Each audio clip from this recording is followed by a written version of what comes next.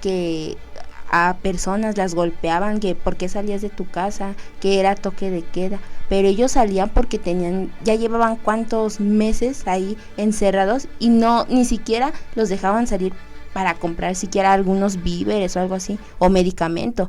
Más ella lo sintió con el problema de vive en un departamento con un perrito, el cual pues también tiene sus necesidades, ¿no? Para sacarlo a pasear o hacer del baño y todo eso, y no podía sacarlo porque la veían y era de o te tocaba golpe o era la muerte.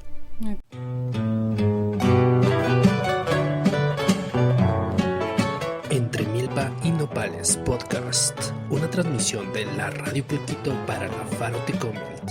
El tema Brujería Real en México, con Brenda López, Atsiri Vázquez y Berenice Méndez. Controles Alberto Lara. Comenzamos.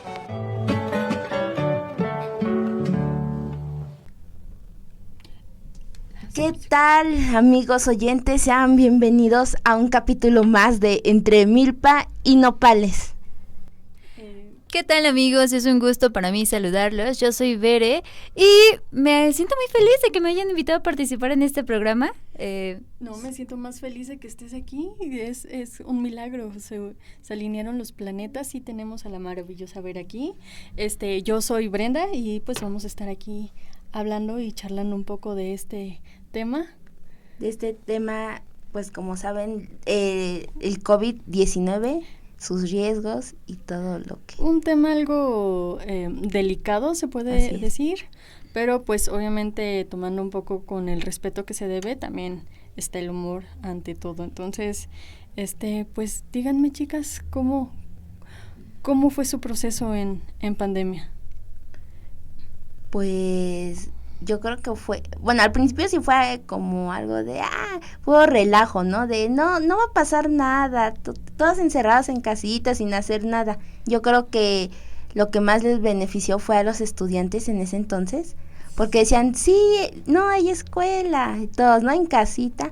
Inclusive me llegó a tocar que los profesores te pedían que tuvieras pues las cámaras prendidas cuando estaban conectados en línea vía escuela para saber si sí estabas. Para ver si sí estabas.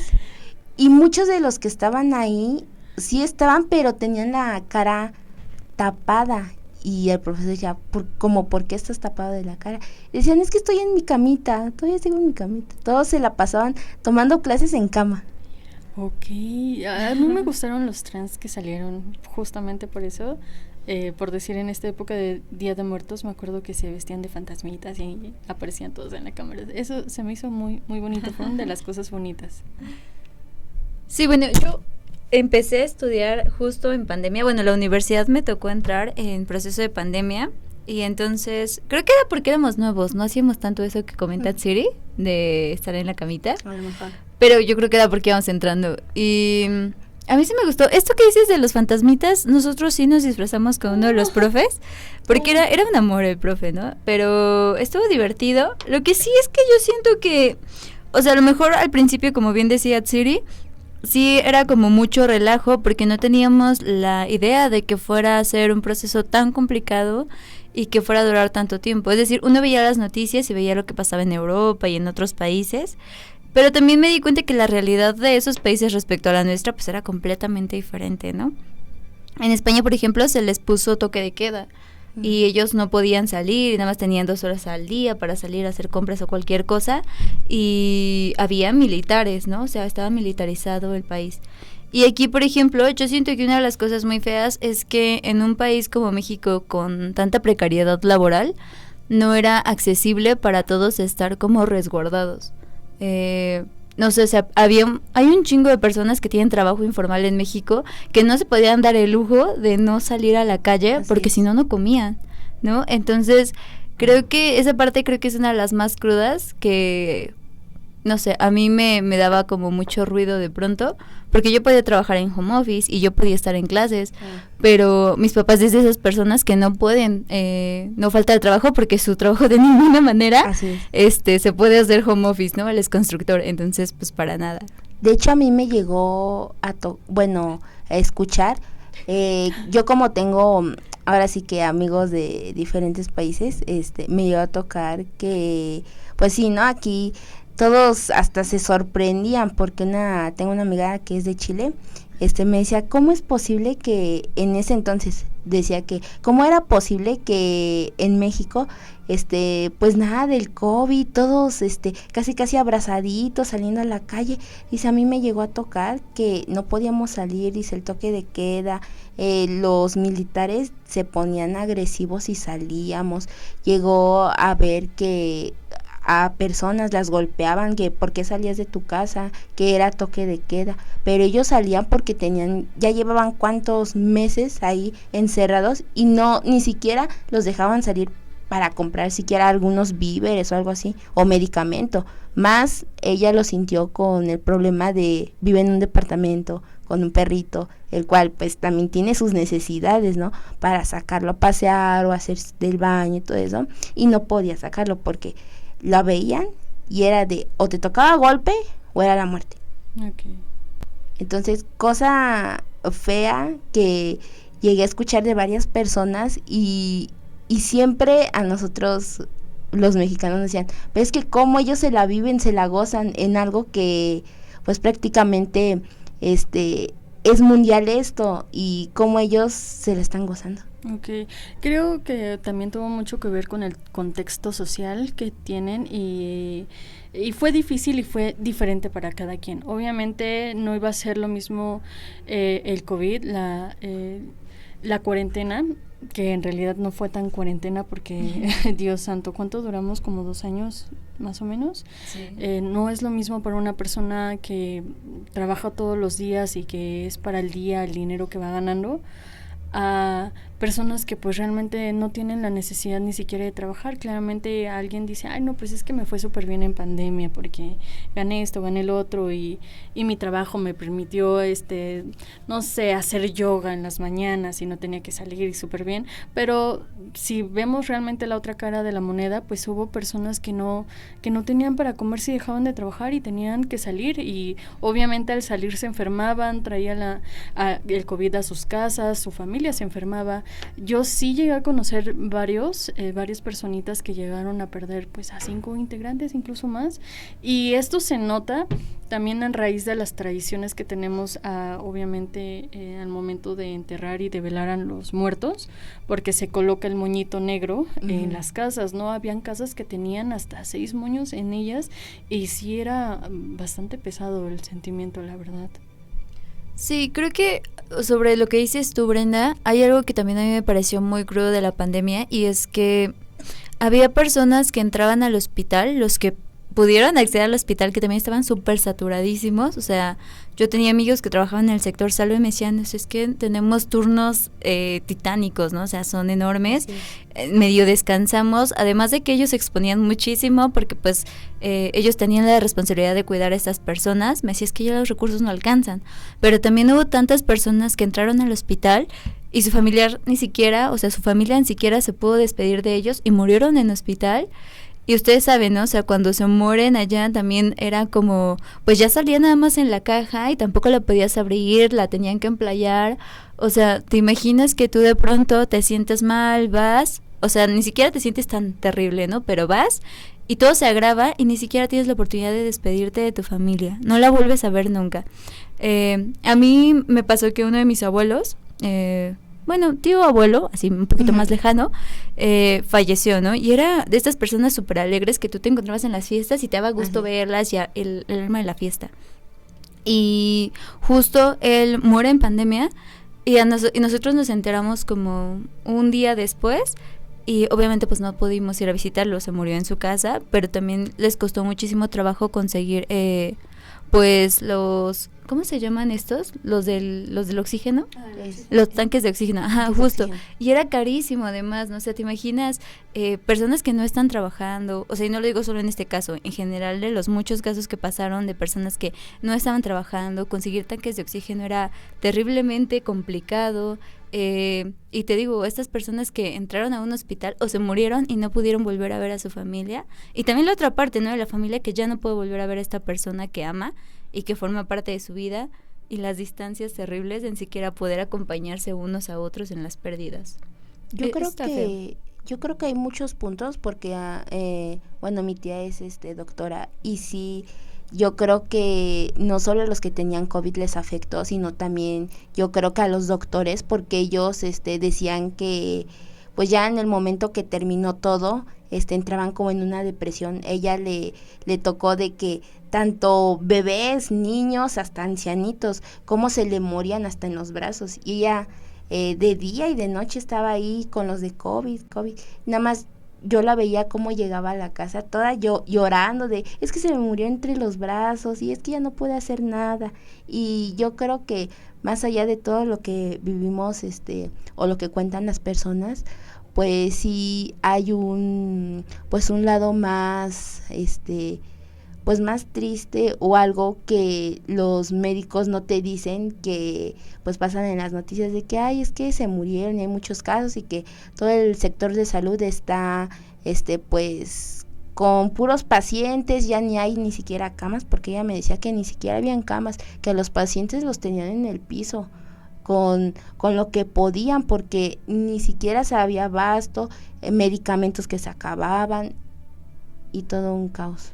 Volvemos justo a lo que comentaba de que justo es el contexto social, porque como dices, sí había hospitales que estaban repletos, pero también llegaron estas personas que podían pagar hospitales privados, y justo salvar a la persona que tenían, pero hay personas que ni siquiera pudieron acceder a un hospital, a las medicinas, los tanques de gas, justamente de oxígeno, eran inexistentes. Yo recuerdo que sí había muchas personas buscando, por aquí no las encontraban, y si encontraban el tanque, no había el oxígeno de dónde sacarlo. O estaba muy caro. Sí, empezaron a rentarlos, y no eran rentas de que 100 pesos al día, no, eran 200, 500 pesos la hora. Estaba bastante cruel, la verdad.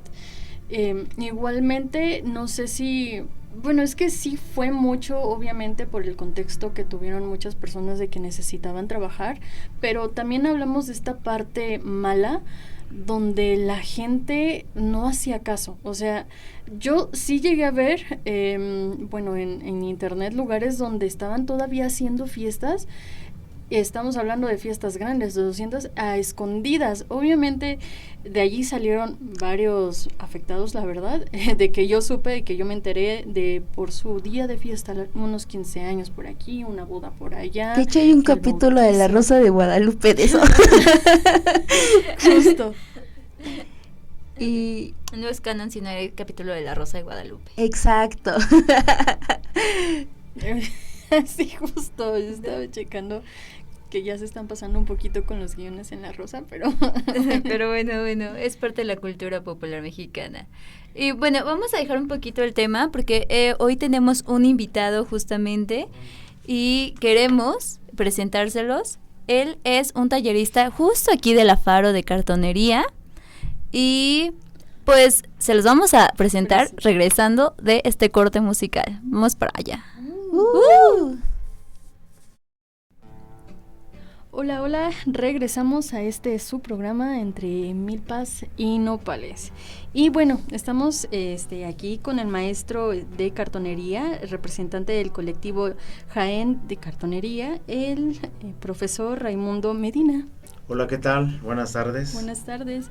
Pues háblenos un poco, de cómo comenzó cartonería, cómo comenzó toda esta tradición en Día de Muertos, justamente, que ya estamos llegando a esta temporada, porque había estado buscando información y vi que aprovecharon algunas áreas justamente en la localidad. Uh-huh. Cuéntenos. Así es, voy a hacer un poquito de historia al proceso, ¿no? Pues yo en el 2011 llego a Faro Tláhuac, buscando un taller de fotografía. Entonces, pues ya yo llegué una semana después de que habían iniciado los talleres, y pues Monse, que era coordinadora de los talleres en ese entonces, me dice, ¿sabes qué? Pues ya está lleno el cupo en el taller de fotografía, pero te puedo anotar para el siguiente trimestre. Entonces dije, bueno, pues no está tan mal, son 3 meses. Y ya le digo, va, me anotó y me dice, oye, pero tengo una oferta más de talleres, ¿no? Hay cartonería, hay video, hay todo, ¿no? Entonces, en cuanto nombra cartonería, pues yo digo, oye, acabo una semana antes de venir aquí, vi un documental acerca de los alebrijes en México, y pues dije, me gustó, ¿no? El proceso y quería aprender.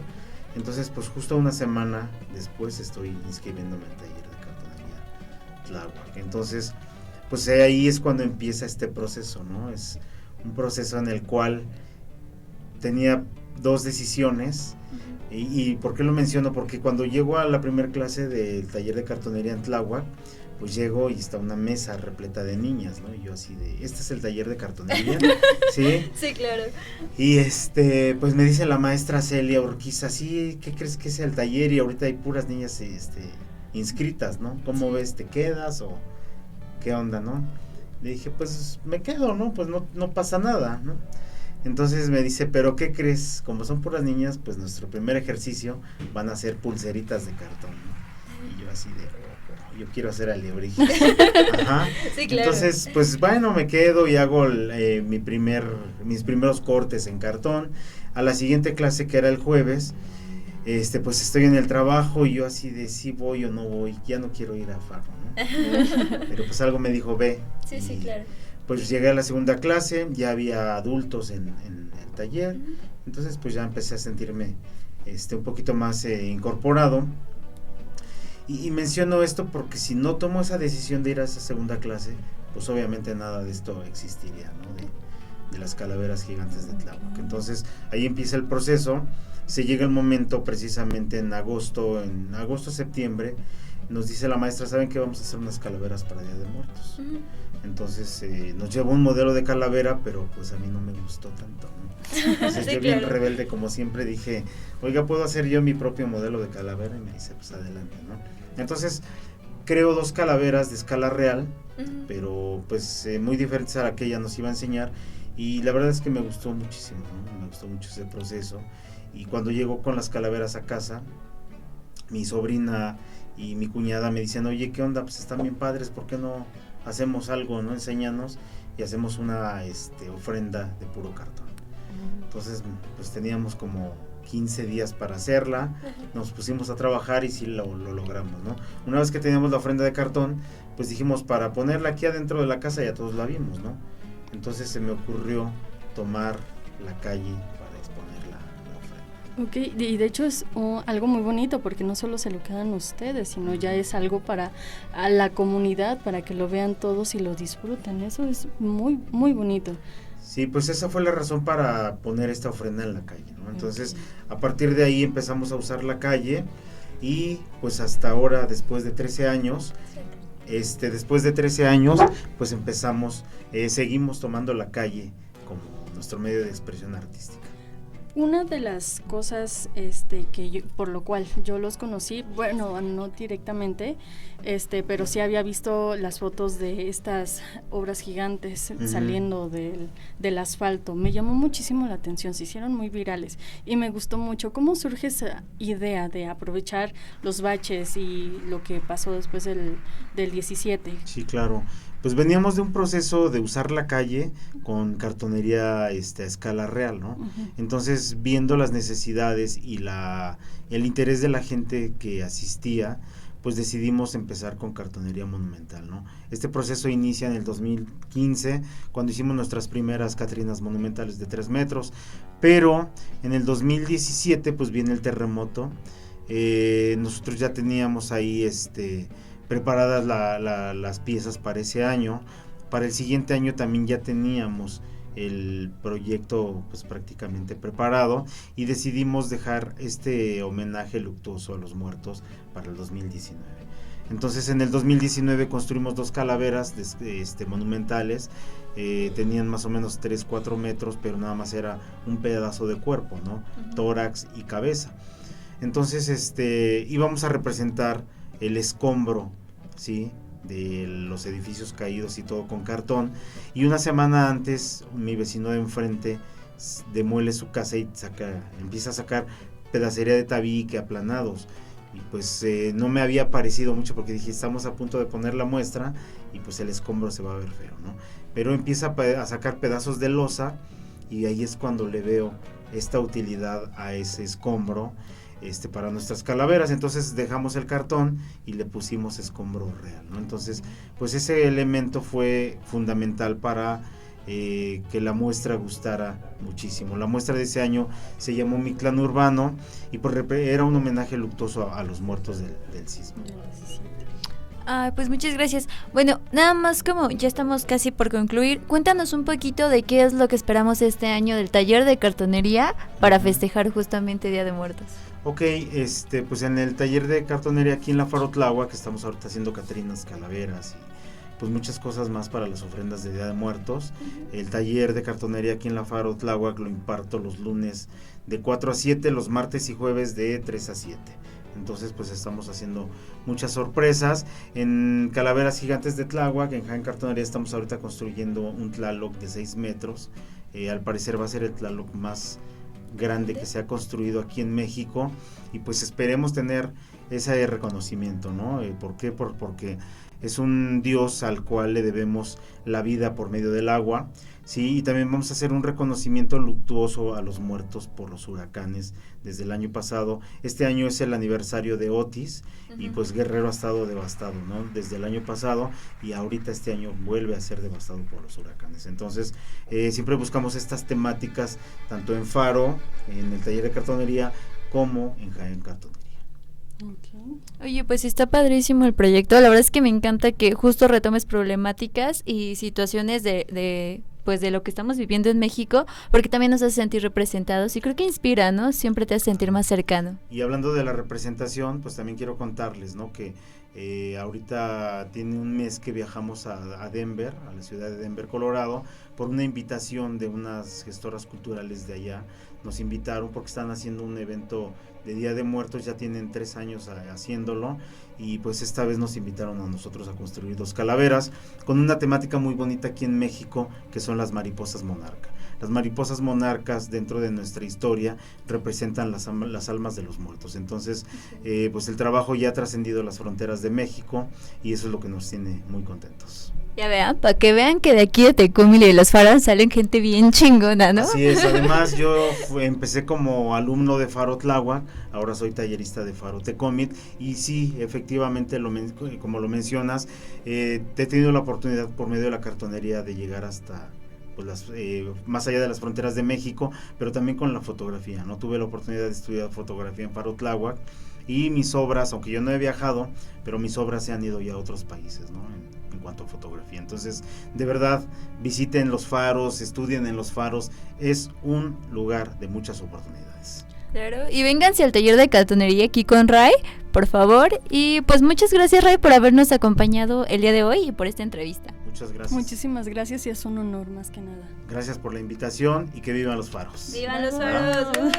Gracias. Y regresamos aquí a su querido programa Entre Milpas y Nopales. Pues retomando un poquito sobre el tema que tenemos, sobre el COVID-19.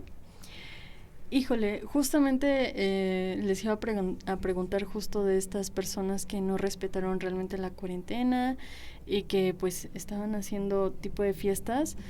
No sé cómo llamarlo, porque muchos decían que sí creían, pero ya sabes, está este típico, esta frase mexicana que dice, ay, pues para eso se vive, varias, ¿no? Que solo la vida es una. Ándale. Y pues realmente no, o sea, si somos sinceros, al momento en que se enfermaron los familiares y tuvieron que correr al hospital es cuando realmente se dieron cuenta del impacto que tuvo esto y que pues realmente su dicho pues no estuvo tan bien dicho porque sí hubo mucha problemática. ¿Cómo vivieron esa parte? Yo hacía muchos corajes. Pues creo que por ejemplo a mí no me tocó tanto ver en mi entorno, o sea como que sí fue un poquito más clarito, y creo que tampoco vi tanto en redes sociales, o sea, no sé, pero tal vez es por mi mismo nicho, yo digo, mejor. Pero lo que sí me pasaba mucho es que de pronto sí había gente que no se cuidaba, pero yo creo que también depende mucho también de la educación y del contexto de cada persona. yo tenía unos vecinos que decían, bueno, ellos son de Michoacán, yo también soy de Michoacán, pero decían que se iban a ir para allá porque allá no estaba pasando eso. Pero también me di cuenta que en los pueblos tal cual se vivió de manera diferente, ¿no? En provincia. Algo que a mí me parece muy feo también fueron que mucha gente de la ciudad se fue a provincia y entonces terminó contaminando a la gente de provincia que estaba muy saludable. Y también pues haciendo que sus recursos y sus servicios pues escasearan, ¿no? Entonces, pues bueno, pero no sé, a ver, tú, Ats, ¿sí viste fiestas y así? ¿Gente alocada? Sí llega a ver fiestas, igual lo que estábamos diciendo hace rato, ¿no? De que hasta un capítulo de La Rosa de Guadalupe sacaron y todo eso. Pero yo creo que más allá de todo eso, y como bien lo estaba diciendo esta Bere, en los pueblitos sí, yo creo que en el lugar más oculto, más lejano de todo lo que es la población, la ciudad, pues yo creo que sí se vio afectada en eso, y más porque yo tengo familia en San Luis Potosí y la mera verdad es que en lo más alto del cerrito era que las personas se enfermaban, llegaban los turistas, más que nada los gringos, y los gringos es una lata, si se los puedo contar, porque yo prácticamente 50 y 50 estuve en pandemia de ese lado y 50 aquí en la ciudad, entonces me llegó a tocar que los gringos bien groseros y decían, no, es que ¿para qué vamos a usar el cubrebocas? Si nosotros ya estamos, ya nos vamos a vacunar y quién sabe qué, porque estaban diciendo, según las noticias, que ya iba a llegar la vacuna y todo eso. Ustedes deben de cuidarse, que ustedes son los primeros que se van a ir, a nosotros como sea, ¿no?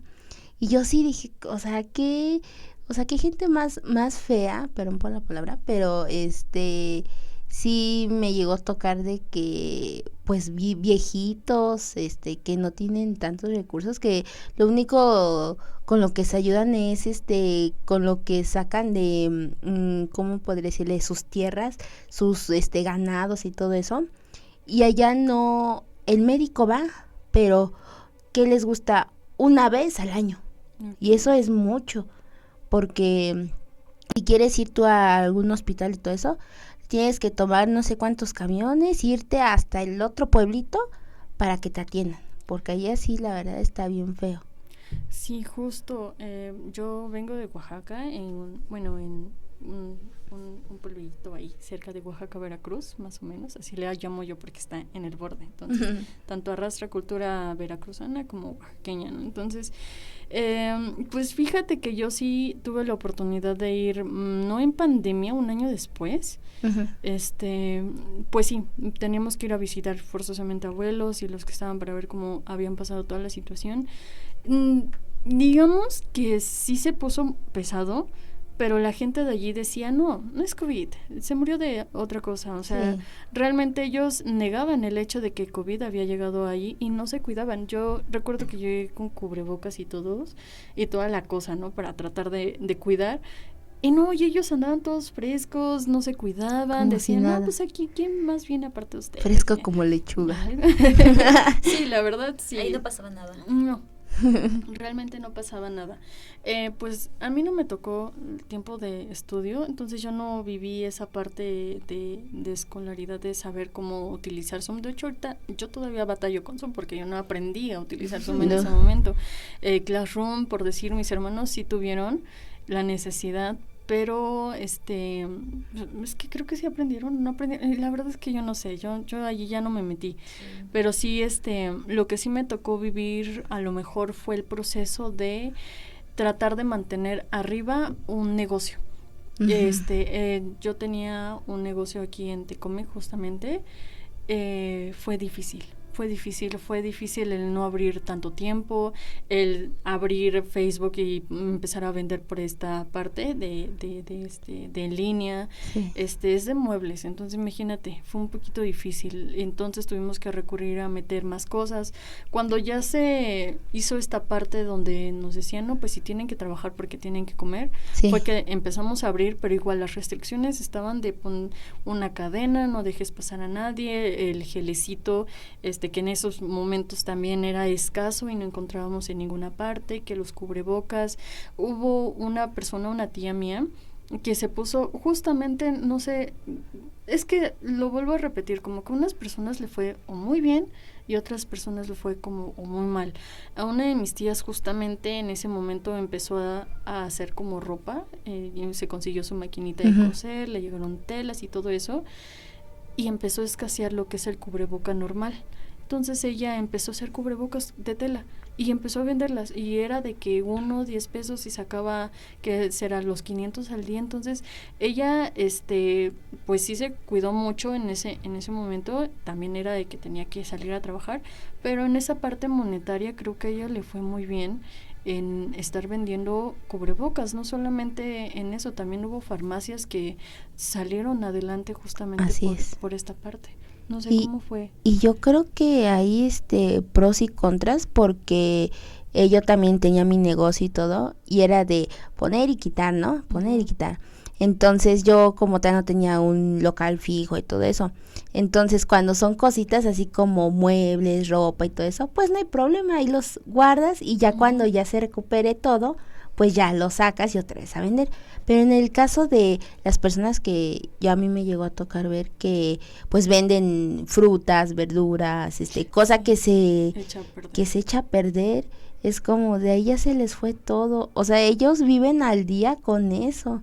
Y llegó esta pandemia y ahora sí que los tiró, los tumbó. Me tocó ver que en Facebook decían, no, pues remato la papaya o el mango, lo que sea, en Facebook, y se los mandamos con las medidas sanitarias y quién sabe qué. Y es como de no manches, y pasó a afectar todo, inclusive con los cubrebocas, que muchos decían, yo no me lo voy a poner porque está contaminado. Otros decían, no, yo sí me lo voy a poner. O luego ya de repente empezaron a sacar sus diseños de cubrebocas de todo, hasta de gatitos. Yo creo que esa es una de las cosas que los mexicanos solemos hacer mucho. Así es. Ser creativos. Aquí Luis nos dice que él abrió 3 negocios en pandemia, así que para él no fue difícil. Y yo digo que es probable que sí, hay, como bien decías, algunos negocios que se prestaban, ¿no? Por ejemplo, toda la plataforma digital, todo lo digital, tuvo un auge significativo. Ajá. Y también, como decía Tsiri, a lo mejor probablemente sí pasó esto al inicio con los que tenían verdura y fruta, pero después se fueron adaptando porque también eran necesidades básicas. Yo digo que probablemente lo de tu negocio, Bren, fue difícil porque justo no era una necesidad esencial. O sea, yo no iba a estar pensando, si no tenía dinero, en comprarme un mueble, si me faltaba mi despensa, ¿no? Y probablemente, o sea, Luis, todos sabemos que tiene negocios como más de tienda, entonces son necesidades más, pues más de productos que se consumen continuamente, ¿no? Y que se pueden ir renovando y etcétera. Entonces también pienso, o sea, lo dices lo de tu tía, ¿no? Ella pudo salir adelante, pero no es el caso de todos, también depende del producto y todo eso. Y regresando un poquito a la virtualidad que mencionaste, que me llamó mucho la atención, ya así como haciendo cifras, hubo un rezago educativo significativo tras pandemia. No lo digo solamente por la forma de enseñanza, o sea que la interacción vis a vis era importante para aprender, sino también porque, o sea, no sé ustedes, pero si hacen un recuento de las personas que estudiamos que realmente tenían computadora, internet y dispositivos electrónicos para poder acceder a las clases, ya lo hiciste, pero había muchos que no. Entonces, pues sí era como complicado que alguien pudiera tomar, ¿no? O sea, por ejemplo, yo lo pienso, en mi casa había computadoras, pero éramos 2 en la escuela y mi hermanita podía tomarla en el celular y yo podía tomarla en la compu, pero pienso en las señoras que tenían 3 hijos y aparte eran casas más grandes en los que a lo mejor el internet no alcanzaba para tener prendida tu cámara, ¿no? Que todos estuviéramos ahí como en la reunión y la cámara prendida porque el internet también se saturaba. Entonces yo siento que no fue tan fácil en la parte de la escuela para muchas personas, o sea, sí para los que éramos más privilegiados y teníamos los recursos y el acceso, pero otros muchos no. O sea, yo recuerdo que regresando, y aún ahora mis profesores lo mencionan mucho, que en pandemia los grupos se redujeron significativamente y a muchos les costó regresar, o sea, porque si te sales de la escuela y tienes que trabajar y una vez que ganas dinero, desprenderte de ese ganar dinero para poder volver a la escuela donde tienes que estarlo invirtiendo es muy complicado. Entonces yo siento que sí fue parte de un problema, el estrés que te genera, ¿no? Estar estudiando todo el tiempo pegado a una máquina fue muy difícil. O sea, yo no lo digo por mí, yo ya estaba acostumbrada porque ya hacía home office desde antes. pero, o sea, yo soy consciente de que ya tenía como cierta facilidad para estar ahí sentada, pero también es agotador. Entonces había muchas personas que no aguantaban tanto y se cansaban. Entonces, pero pues sí era difícil, ¿no? Muy difícil. Pues justamente uno de esas situaciones fueron mis hermanos. Pero se los platico regresando de este corte musical. Y regresamos aquí a su programa favorito, Entre Milpa y Nopales. Bueno, Brenda nos iba a contar su experiencia de sus hermanos. A ver, dinos. Okay. Perdón. No, primero era la cartelera, ¿verdad? Sí. Perdón, nos emocionamos, es que ya quería saber ese chismecito. Bueno, pues como saben, en Faro Tecomil siempre hay como muchas actividades para ustedes. Y este fin de semana, el viernes 25 de octubre a las 4 de la tarde, va a haber la proyección de cine del Festival de Cine Umoshko. También el sábado 26 de octubre a la 1 de la tarde aquí en Faro Tecomil va a haber otro cortometraje que se va a proyectar. Entonces ya saben, ustedes vengan y aquí nos ponen las palomitas. Y bueno, como saben, hace rato tuvimos a Ray como invitado, el profe de taller de cartonería, y este sábado 26 de octubre a las 4 de la tarde inicia esto de las de las calaveras, ¿no? Súper. Del festival que se va a hacer para Tlaloc, así, súper genial. Entonces, vengan a darse una vuelta y nos vamos a divertir muchísimo viendo cómo se hacen y cómo están, porque van a tener actividades, tengo entendido. Y les doy un segundito la dirección. Bueno, es que no, sí, justo, no va a ser exactamente aquí en Faro, sino que va a tener varias sedes. Entonces, una de ellas es pues que pueden venir aquí a Faro y verlas, pero recuerden, es este sábado 26 de octubre a las 4 de la tarde. Por favor. Para todas las edades. Para todas las edades. Entonces, jálense porque va a estar bien padre. Van a ver al Tlaloc más grande del hasta ahorita, ¿no? Fue lo que me estaba diciendo Ray. Del mundo también, porque no creo que en otra cultura se celebre a Tlaloc. Es muy mexicano. Así que jálense y ya saben, tráiganse al novio y a la abuelita para que los inviten a helado juntos. Al tío, a la tía, a la ex. Aquí más o menos, sí, justo. Va a ser el día 26 a las 4. Va a estar hasta el domingo 3 de noviembre. Es en la calle Francisco Santiago Borás, en Colonia Santa Cecilia, Alcaldía Tláhuac. Para que vayan un rato con el novio, con la novia, con la amante. Y son gratuitas, recuerden, siempre son gratuitas todo lo que les comentamos aquí. A unas calles antes del metro Tláhuac. Ya ven, nos dio el dato Lats. Entonces, pues Llegó el metro. Llegó el metro.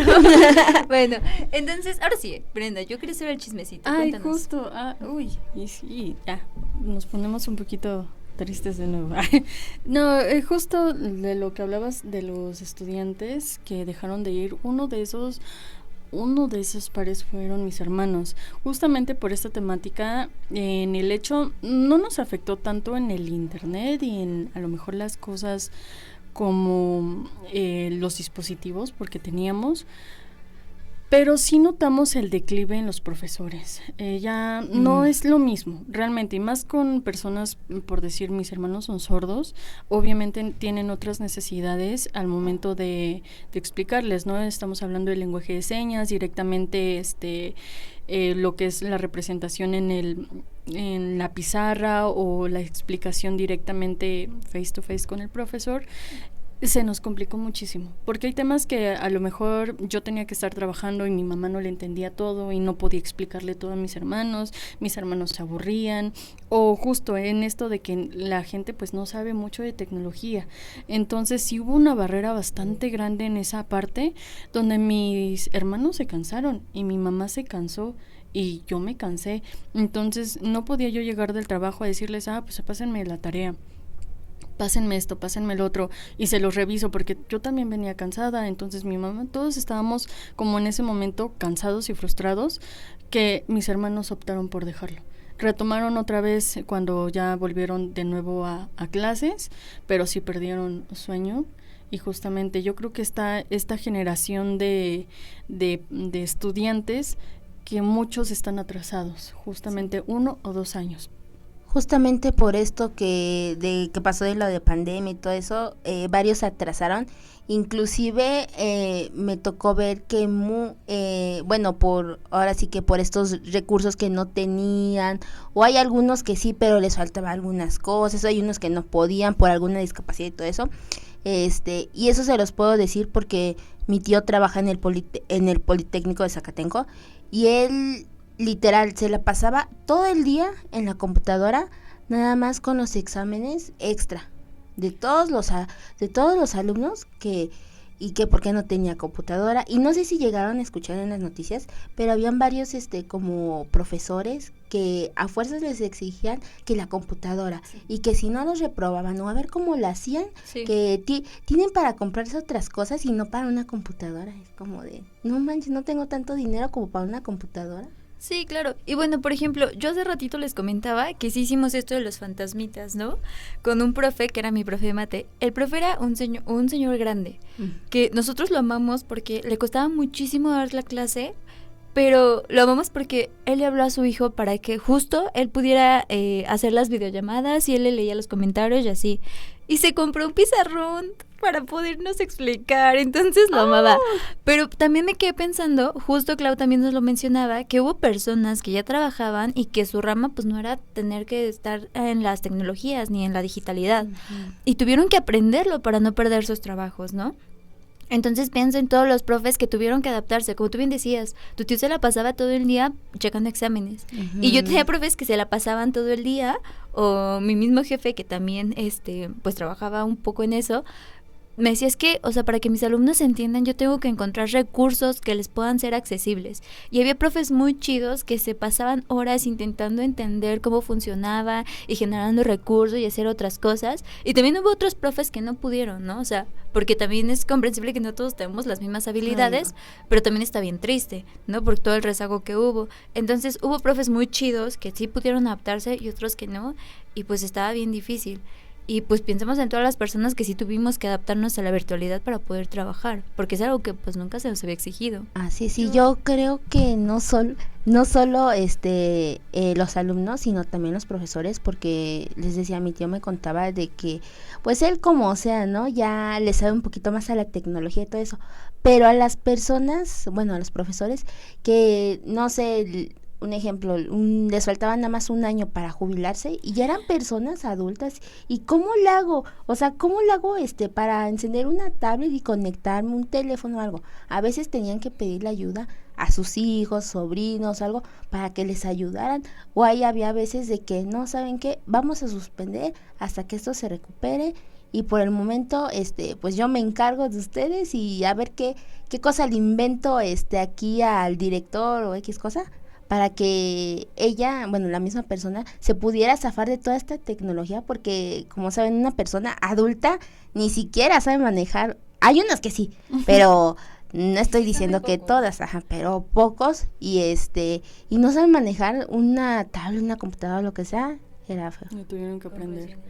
Yo creo que fue, entre todas las cosas malas que pasó, creo que hubo muchas cosas buenas, entre ello de que hablamos mucho de esta parte de la escuela, en donde salieron justamente esta disponibilidad o este esfuerzo de querer enseñar y aprender. No solamente está de la parte mala de que sí, encontraron a muchos profesores que les gritaban, que eran injustos, y que justamente pues los estudiantes tuvieron esta herramienta para exponerlos y decir, mira, este profesor sí se la traía contra mí, no era yo, o sea.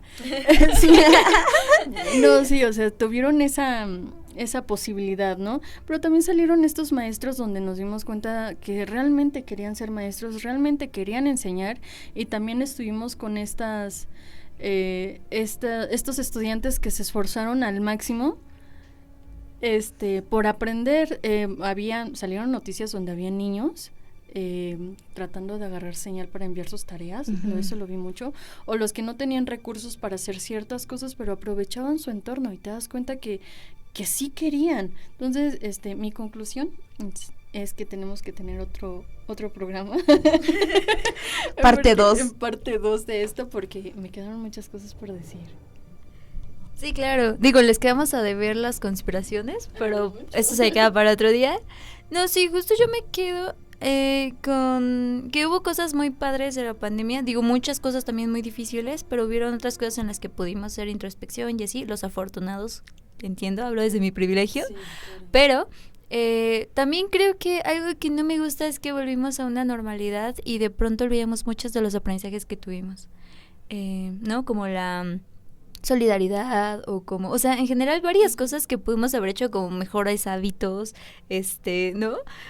Los perdimos, entonces, pues no sé, yo digo que a veces sí es tan triste que nos pasen estas cosas, pero necesario para crecer como seres humanos, ¿no? La superioridad de la naturaleza frente al hombre, porque nos creíamos los dueños del mundo, ¿no? Y nos dimos cuenta que un virus nos pudo matar. Entonces, pues nada, cuídense mucho, besitos y nos vemos no sé cuándo, pero nos oímos también. No, pues sí, yo también me quedo con cosas buenas y malas, no solo lo que estábamos diciendo anteriormente de esto de los trabajos de home office y todo eso, sino también con personas que pues no trabajaban en ese ramo, y se los puedo decir de mi experiencia, porque mi papá murió en COVID, entonces, y no es para que, porque ya vi varias personitas que están burlando acerca de esta situación, entonces, pues sí, no eran como personas de que, ay, pues me voy a quedar en casa y voy a trabajar desde la computadora. No, mi papá era policía y no podía trabajar en una casa computadora. ¿Qué va a hacer? ¿Atrapar a los delincuentes ahí desde una tablet? No. Cibernéticos. Entonces yo creo que hay que tener un poquito más de solidaridad con esto y empatía en esto, y pues mi nombre es Atsiri y les mando un abrazo psicológico. Me quedé sin palabras. Mi nombre es Brenda, mejor Itzel. Y pues igual, mi conclusión es que debemos aprender todo. Yo creo que me quedé con muchas enseñanzas. Me gustó lo que viví en pandemia. O sea, sí estuvo terrible, muy terrible, porque se perdieron muchas cosas, entre ellos un familiar muy importante que igual mi padre. Entonces, justo son los hombres los que salían a trabajar también, ¿no? Entonces, se arriesgaban más, supongo. Sí hay que tener mucha conciencia, mucha empatía, porque no todos lo vivimos igual, pero puedo decir que también aprendí muchas cosas y que voy a llorar. Ay, vamos a chillar. Y que pues es todo. Bueno, yo soy Bere y para mí fue un gusto volver a estar con ustedes. Espero podernos encontrar pronto y pues abracen a su familia, a sus seres queridos y cuídense mucho. Besitos. Bye. Bye.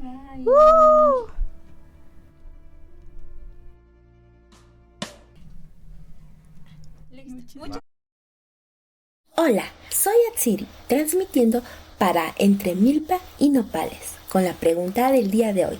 ¿Y tú, qué harías si tuvieras COVID-19? Vamos a preguntarle a las personas de aquí de la calle.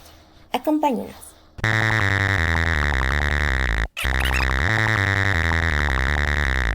¿Cuál es su nombre? Carlos. Carlos, ¿usted qué haría si tuviera el coronavirus en su cuerpo? Pues mantendría la cuarentena, como lo indica la...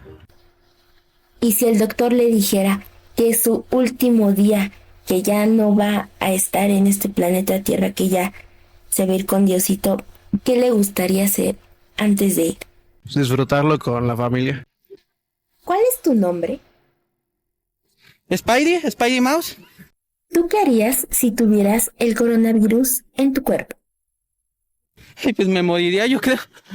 No, la verdad sería muy difícil. Sobre todo se están viviendo tiempos que pues nadie pensaba que iban a llegar. Y pienso que ahorita lo que hago es protegerme, pero si lo tuviera, pues obviamente me aislaría los días necesarios, trataría de cuidarme lo más que se pueda. Y pues yo creo que es importante que ahorita nos estemos cuidando para que podamos cuidar, porque si me cuido yo mismo, cuido a todos. Perdón, es que se me lengua la traba de repente. Y si el doctor te dijera que es tu último día de vida, ¿qué te gustaría hacer? Bueno, creo que depende mucho. Si fuera precisamente por COVID, no podría hacer mucho porque pues también no se trata de que vaya siendo un contagiado por el mundo, vaya. Pero si fuera cualquier otra cosa, creo que disfrutarlo al máximo.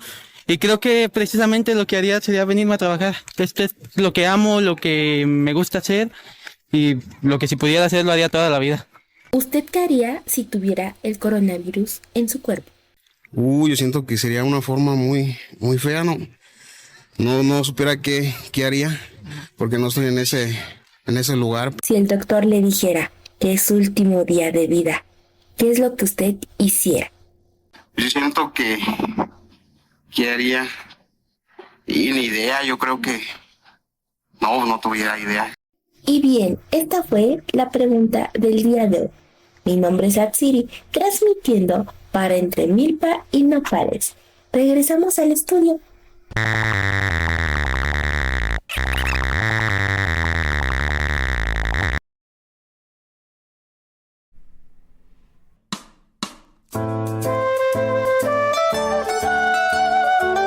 Esto fue Entre Milpa y Nopales.